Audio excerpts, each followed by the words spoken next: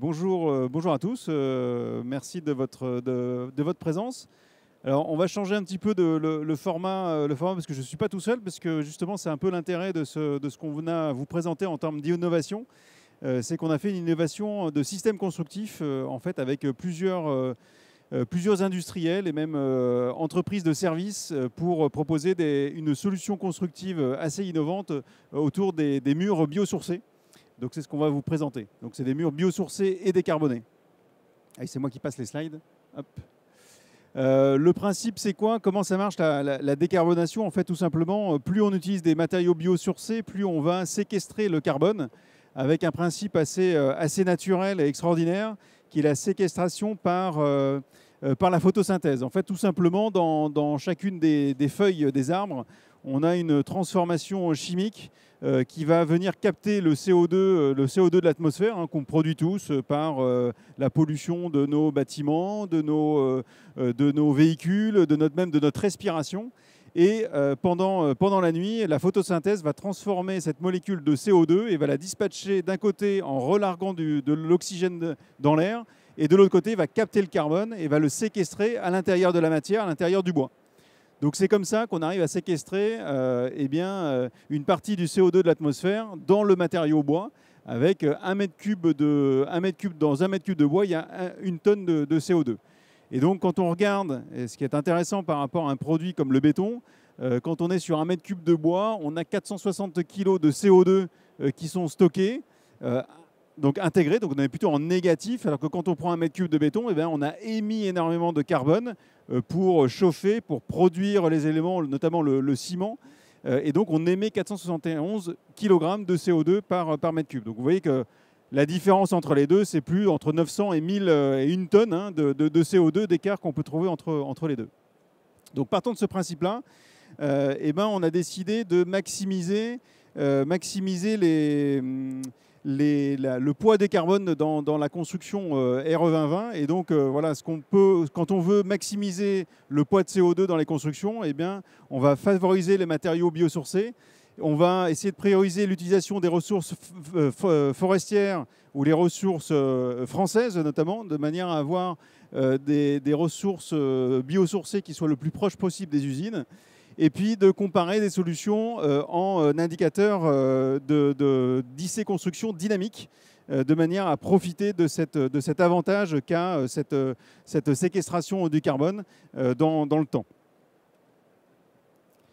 Donc on a travaillé avec plusieurs industriels, donc Pifto Bois, fabricant de matériaux pour la construction et l'aménagement. Profibre, fabricant de bottes de paille, voilà, avec Davy ici. Biofib, fabricant d'isolants en chanvre. Et puis Signat, fabricant de systèmes de plaques. Et puis un intervenant aussi, Viscab. Viscab qui est un intervenant sur l'intelligence autour des FDES et de la décarbonation des bâtiments, et qui permet en quelques clics et en quelques minutes de définir sa stratégie carbone sur un bâtiment sans avoir à faire une demi-journée, une journée d'études en bureau d'études. Et on a essayé de modéliser en fait ce qui est fait aujourd'hui déjà couramment, des constructions à ossature paille, que ce soit en construction, donc construction COB, COB, ou FOB sur des façades ossature bois. Donc on a sorti un petit guide de conception des murs et des façades biosourcées et décarbonées en prenant 3 systèmes constructifs. La COB avec des ossatures en lamelles écollées de 45-360 et les bottes de paille qui vont avec. Et puis des FOB ou en neuf ou en rénovation avec des bottes de paille adaptées avec la bonne épaisseur des montants de bois massif à voûter de 45-220. Donc systématiquement, on a détaillé un plan du système constructif avec l'ensemble des éléments. Que ce soit la COB ou les 2 FOB. Et puis derrière, surtout ce qu'on a essayé de faire, c'est de démontrer d'une manière factuelle et chiffrée toutes les performances de ces systèmes constructifs. Que ce soit la thermique, l'affaiblissement acoustique, la perméabilité à l'air, la résistance au feu et bien sûr le stockage carbone. Donc là, vous avez mis en évidence les données environnementales de la façade avec l'indicateur carbone en dynamique, de manière à montrer la séquestration du carbone dans le bâtiment, avec bien sûr un rappel de toutes les règles et les hypothèses. Donc on a concentré tout ça en travaillant d'une manière collective, en remettant chacun toutes les performances et tous les calculs. Et ça a eu un impact. Donc on a sorti ce système-là et cette documentation pendant Batimat. Et c'est vrai qu'il y a eu un effet qui a été assez extraordinaire auprès des architectes et des bureaux d'études qui enfin avaient d'une manière claire l'ensemble des éléments dont ils avaient besoin pour choisir et définir la stratégie carbone qu'ils pouvaient avoir dans leur bâtiment. Le sujet de Viscam, voilà, il est intéressant parce que c'est une plateforme et une application sur site internet qui permet en 10-15 minutes de définir les paramètres principaux du bâtiment. Donc le type de bâtiment, si c'est un bâtiment tertiaire, la hauteur, la surface au sol, si vous avez des parkings souterrains ou pas. Et en quelques clics, ça permet de comparer les systèmes constructifs les uns par rapport aux autres. Et on a, avec Viscam, défini des macro-lots avec de ces COB et ces FOB et qui permettent de comparer assez rapidement en changeant un des éléments, un des lots. Donc là, par exemple, le lot des murs, en changeant, vous voyez l'impact calculé d'un mur en béton banché avec ITE. Et quand on prend, quelles que soient les typologies d'autres systèmes de façade, eh ben, on voit qu'on est sur un système béton à plus 100 kg par mètre carré au sol. Et on descend, par mètre carré pardon, de mur. Et on va descendre sur des COB ou sur des FOB à moins 30, autour de moins 30 kg par mètre carré. Donc on voit bien l'incidence de la séquestration du carbone dans ces solutions-là. Et puis, on l'a calculé donc, sur le système façade, mais on l'a aussi calculé sur l'impact que ça peut avoir sur un bâtiment, donc sur l'ACV global du bâtiment. Et donc là, on se rend compte que le bâtiment fait avec des façades béton plus ITE ne passe pas le seuil 2025, alors que toutes les solutions bois le passent. Et puis, on voit qu'aujourd'hui, le seuil 2028, il n'est pas encore passé uniquement avec le mur. Il faudra sans doute rajouter peut-être une partie des planchers avec un CLT, par exemple, de manière à passer le seuil 2028 ou 2030. Voilà, donc au-delà, tout le travail qu'on a fait ensemble de définition du système constructif, on a aussi l'ensemble de nos partenaires, clients de ces 4 industriels-là, qui sont présents sur toute la France avec des partenariats sur lesquels on peut faire de la mise en relation de manière à mettre en relation les architectes, les bureaux d'études avec des entreprises qui sont capables de réaliser des constructions. Donc ça, c'est le métier de personne en fait autour de ce groupement-là de faire des murs, mais c'est le métier de nos clients qui nous vendons chacun nos différents éléments. Donc n'hésitez pas à revenir avec nous. Dans les outils qu'on a développés autour de ça, donc on a bien sûr ce guide technique, on a une aide à la rédaction des CCTP de manière à inciter les architectes et à faciliter le travail des architectes pour définir les CCTP. Et puis, on a le fameux macro-lot façade qui est disponible dans Viscam, préenregistré avec tous nos éléments, avec la définition exacte de ce qu'on a pu définir, qui répond aux différentes réglementations. Donc ça, en un clic, un concepteur peut venir ou choisir une solution de mur carboné ou décarboné. Côté piste au bois, vous pouvez faire appel aux 5 chargés de prescription qui sont présents sur la France. Donc vous avez les coordonnées ici, vous pouvez venir auprès de moi et puis regarder sur notre site internet pour retrouver ces coordonnées-là. Et puis je vais laisser la parole à chacun des différents industriels. Davy. Bien, bonjour à tous. Donc, je suis Davy Lebéguec. Moi, je suis le co-dirigeant de Profibre. Donc, l'idée de Profibre, en quelques mots, c'était d'industrialiser la botte de paille et surtout d'inventer une botte de paille de construction. Donc, ce qu'on a réussi à faire, pardon. L'autre idée, alors c'est pas la NASA, c'est simplement que jusqu'ici, les systèmes à ossature bois devaient s'adapter à la botte de paille qui a un format issu du machinisme agricole américain, donc qui n'est pas vraiment adapté au calpinage classique et aux normes de construction. Et donc on a créé des machines avec des formats spéciaux pour que nos bottes s'adaptent à l'ossature bois. Donc, vous voyez, c'est relativement simple. On a aussi délocalisé la production des bottes de paille qui se faisait dans les champs, dans une usine. Donc ça nous permet de dépoussiérer la paille et ensuite de la conditionner comme un produit isolant, on va dire traditionnel. On espère que demain, on pourra utiliser la botte de paille comme un isolant classique aujourd'hui et qu'on sortira un peu de l'histoire des petits cochons et de l'autoconstruction. Aujourd'hui, on s'adresse beaucoup hors site. C'est aussi pour ça qu'on a créé ce partenariat avec nos amis de chez Pifto et Signat. Et pour l'histoire, on est une coopérative agricole.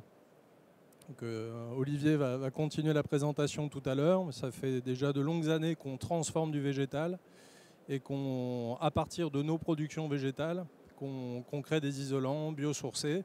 La particularité de la paille, si je peux en finir là-dessus, ce qui nous différencie peut-être des autres productions, on a le matériau isolant avec la plus grosse masse volumique. Alors je parle bien d'isolation répartie, ce qu'on va mettre entre des montants d'ossature bois, puisqu'on est à 100 kg au mètre cube. Donc ça va garantir un confort d'été assez exceptionnel.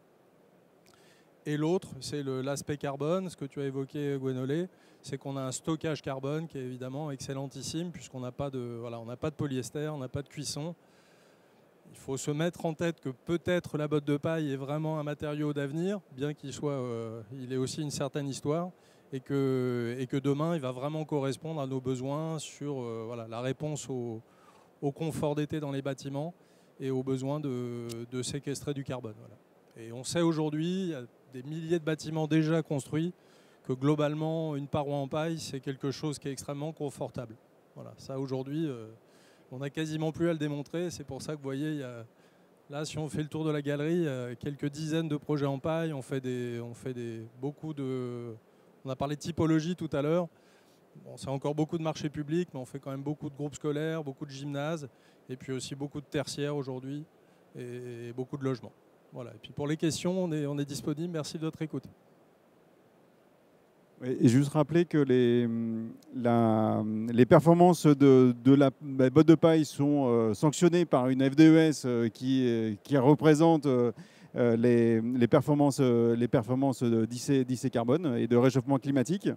Voilà, et qu'on s'est associé aussi là-dessus pour adapter nos sections de bottes de paille et les sections de lamelles collées en 45-360 pour répondre exactement à la conception des murs. On parlait des typologies de bâtiments. On a un des chantiers maintenant qui a maintenant un peu plus de 2 ans, qui est le lycée d'Esnay, qui est je crois à ce jour, le plus gros bâtiment d'Europe avec de l'isolation paille qu'on a réalisé alors, de notre côté avec un peu de lamelles collées, mais aussi du CLT, et puis de l'autre côté avec des bottes de paille. Voilà, quelques bottes de paille, effectivement. Je vois que le temps tourne du côté de Profibre. Du côté Biofibre. Plutôt, bonjour, Olivier Merle, je suis le directeur commercial de Biofibre. Alors Biofibre, effectivement, c'est une filiale d'une coopérative agricole qui se situe en Vendée. Biofibre existe depuis 2009, sous l'impulsion en fait, des agriculteurs qui ont choisi de réintroduire du chanvre et du lin dans les cultures, en rotation de culture, donc il n'y a pas de conflit d'usage également sur les parcelles. Et depuis ce temps-là, en fait, on est capable de défibrer cette matière première, de la transformer et de la valoriser sous forme de matériaux isolants.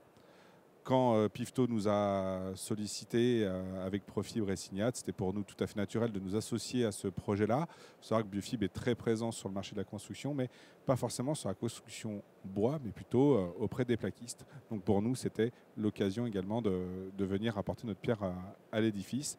Comme vous pouvez le voir, une équipe assez complète sur l'ensemble du territoire pour pouvoir vous accompagner dans l'ensemble de vos projets. Merci. Et puis enfin, Signat, Ulrich. Oui, bonjour à tous. Donc Ulrich Villain pour Signat. Moi, je suis directeur du développement des solutions hors site. Donc voilà, on a nous développé des produits, des plaques qui vont à l'extérieur spécifiques pour l'ossature bois. Et puis on est aussi un acteur sur tout ce qui est aménagement intérieur avec les plaques de base. Donc voilà, pour nous, ça avait vraiment du sens de travailler sur des solutions complètes, parce qu'on amène des petits bouts à l'extérieur au niveau des plaques, des propriétés à l'intérieur au niveau d'autres plaques. Mais bon, voilà, on avait besoin d'avoir une approche système et de comprendre comment nous, on intervenait dans des systèmes complets. Donc on a eu ce rapprochement qui s'est fait sur des problématiques qui étaient souvent remontées au niveau des prescriptions vis-à-vis des archives, des bureaux d'études, où il manquait de données vis-à-vis notamment des projets en paille. Donc nous, par rapport à tout ça, on est venu travailler sur les parties acoustiques, hein, puisqu'on va avoir pas mal de propriétés qui se font vis-à-vis de nos plaques sur l'acoustique. Et on vient aussi apporter beaucoup de propriétés au niveau du feu et de protection au feu, tant des feux qui passent de l'intérieur vers l'extérieur que des feux qui passent de l'extérieur vers l'intérieur. Donc le guide effectivement qu'on propose, hein, il couvre quasiment tous les domaines d'emploi qu'on peut avoir aujourd'hui sur la construction et sur la construction bois en particulier, hein, puisqu'on est sur de la maison individuelle, sur du petit logement collectif avec de la COB, on est sur de la FOB avec du neuf, avec des bâtiments qui peuvent monter en hauteur, et on est aussi sur de la rénovation énergétique. Donc on a quasiment couvert tous les domaines d'emploi et ça donne déjà un bon aperçu en fait, de ce qui peut être fait et des performances des systèmes qui peuvent être faits avec de la paille sur des systèmes complets construction bois. Voilà, merci. Voilà, donc je pense qu'on doit avoir à peu près terminé. Donc, et puis la partie Viscab, avec l'entreprise, donc avec toutes les informations sur le site internet.